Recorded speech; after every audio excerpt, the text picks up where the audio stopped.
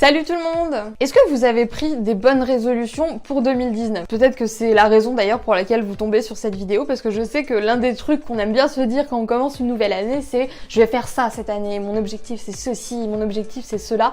Et parmi cette liste de ceci, cela, il n'est pas impossible que vous vous soyez dit bon ça y est, c'est cette année je décide de commencer un blog, cette année je décide de me lancer une bonne fois pour toutes. Et si vous êtes dans cette situation là, ou que même vous avez envie de faire un nouveau projet, de lancer un nouveau blog, je me suis dit que c'était pas mal d'en profiter pour faire une petite vidéo sur les petites choses à savoir avant de se lancer si on a envie de commencer un blog en 2019. Et du coup j'ai 5 conseils, 5 petits trucs à vous donner si jamais vous êtes dans ce cas-là, dans cette situation et que vous avez décidé de créer un blog cette année. Déjà le premier truc à savoir et sûrement le plus important de tout, c'est que c'est impossible d'être parfait dès le premier article. Vous le savez, il m'arrive souvent de coacher des personnes qui lancent tout juste leur blog justement, qui en sont même au stade de l'idée, du développement de l'idée. Et il y a un problème récurrent en fait en général, c'est que les gens ont un problème de perfectionnisme. Oui Vanda, je parle de toi. Mais Vanda n'est pas la seule dans cette situation-là, n'est-ce pas? Je suis sûre que vous aussi, si vous n'êtes pas Vanda, vous vous êtes sûrement dit ah peut-être que moi aussi j'ai ce petit problème-là.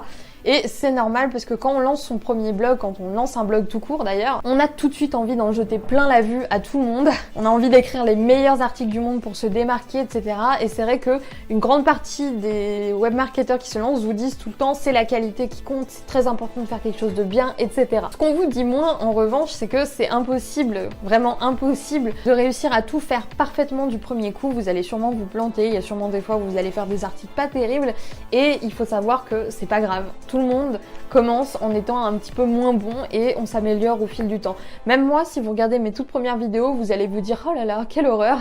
Moi-même quand je la regarde, je me dis mais j'ai vraiment posté ça et il y a vraiment des gens qui l'ont vu. Mais c'est pas grave parce que j'ai fait ça et c'est ce qui m'a permis aujourd'hui de m'améliorer, d'avoir un discours beaucoup plus construit, d'être beaucoup plus à l'aise face à la caméra.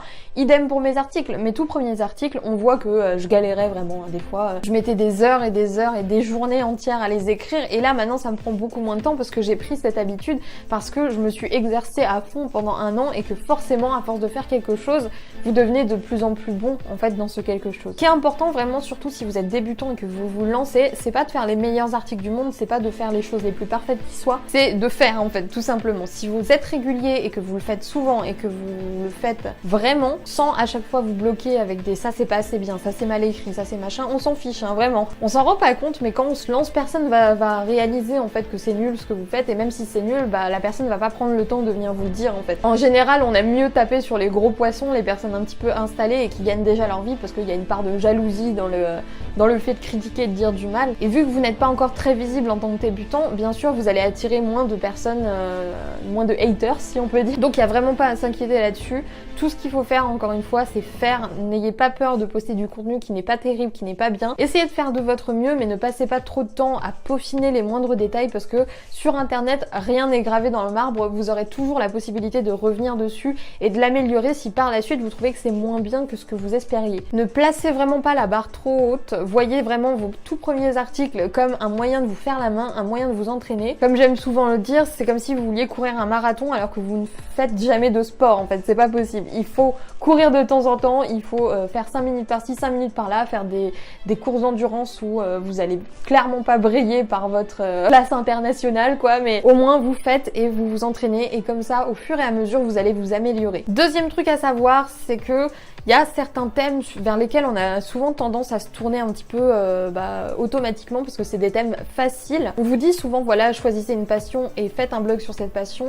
Oui, par contre le problème c'est que moi je rencontre encore beaucoup trop de personnes qui me disent je veux faire un blog de développement personnel par exemple ou un blog lifestyle. C'est pas forcément des sujets qui sont très vendeurs en fait pour être honnête avec vous. Si jamais votre objectif c'est de faire un blog pour le fun, pour le plaisir de le faire, etc. N'ayez pas peur de vous lancer bien sûr dans ces thématiques-là.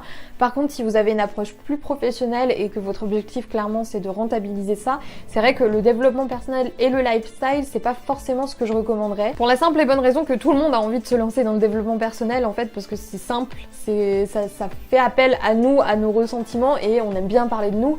Donc forcément faire du développement personnel c'est tout de suite la solution la plus simple qui s'offre à nous, un peu pareil pareil pour le lifestyle où pareil on va partager ses coups de cœur et ce qu'on aime. Je suis vraiment pas convaincue que ce soit les meilleurs sujets qui soient, mais encore une fois, si jamais c'est quelque chose qui vous passionne vraiment et que vous ne voyez rien d'autre sur lesquels vous lancez, vaut mieux lancer un blog sur le développement personnel plutôt que de ne rien faire. Après c'est sûr que si vous avez d'autres idées et que au milieu de ces idées vous avez développement personnel, ne partez pas là-dedans, essayez de trouver autre chose, quelque chose de plus original, parce que les blogs sur ce thème-là, il y en a déjà des milliards et des milliards, ça va être assez difficile quelque part de vous différencier. Mais encore une fois, chacun est libre, c'est juste quelque chose que moi j'aurais bien aimé entendre et que j'aurais aimé qu'on me dise dès le départ, même si c'est vrai qu'on me l'a dit mais que j'ai pas écouté. Si jamais vraiment le développement personnel ça vous passionne, sachez que vous pouvez toujours l'intégrer à un autre thème.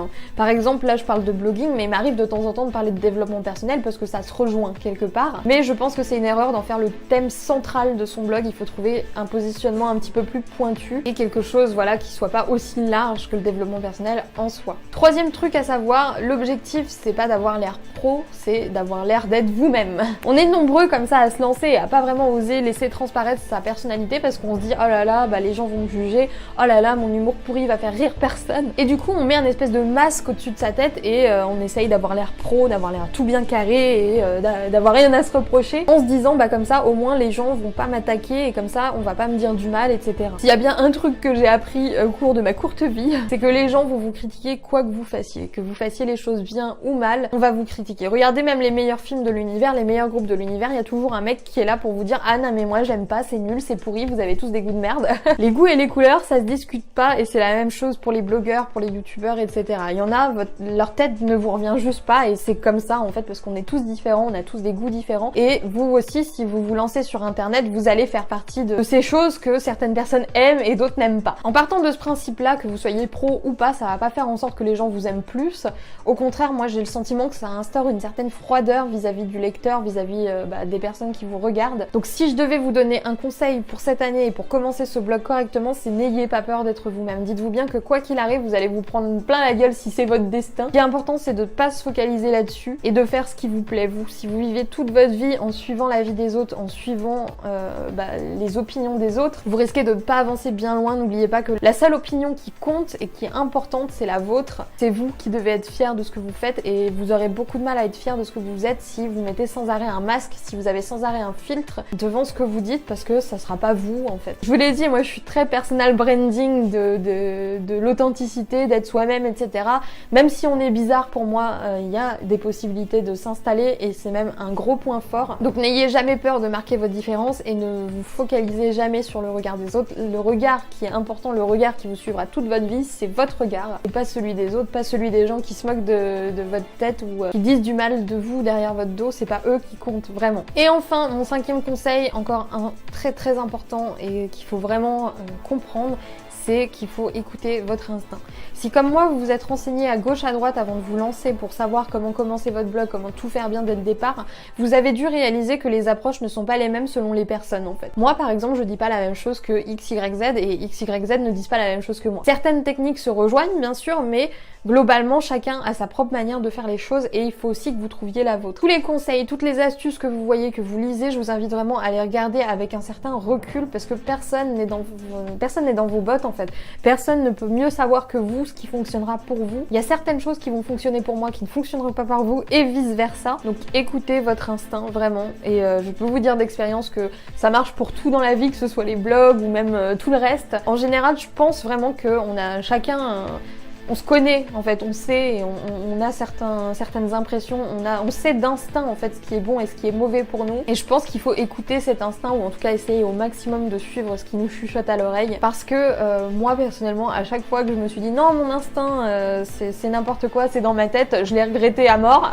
Donc maintenant je m'écoute, j'écoute ce que je pense être bon pour moi et je prends pas tout ce qu'on me dit pour argent comptant. Je vous invite vraiment à faire la même chose. Personne n'est à votre place, personne ne sait vraiment les tenants et les aboutissants de ce que vous avez vécu, de ce que vous avez envie de partager et personne ne saura mieux que vous quelle route il faut suivre pour atteindre le succès et pour réussir les objectifs que vous vous êtes fixés. Donc voilà, c'était 5 petits conseils que j'avais à vous donner si vous choisissez de commencer un blog aujourd'hui. Si vous-même vous en avez d'autres à partager dans les commentaires ou même si vous avez envie de rebondir par rapport à quelque chose que j'ai dit, n'hésitez pas à me laisser un commentaire, je serais ravie de le lire et je pense que même les personnes qui regardent ces vidéos seront ravies d'aller fouiner dans les commentaires pour avoir un petit peu peu plus d'astuces. C'est tous hein, que c'est compliqué au début quand on commence un blog, mais il faut s'accrocher. Et comme j'aime le dire, si jamais vous débarquez, vous m'avez peut-être pas encore entendu le dire, la seule différence vraiment entre un blogueur qui réussit et un blogueur qui se casse la gueule, c'est que le blogueur qui réussit, il lâche rien et il continue et il persévère jusqu'à ce que ça fonctionne. Si vous ne lâchez rien, si vous n'abandonnez pas, il y a très peu de chances franchement pour que vous ratiez votre coup. Encore plus si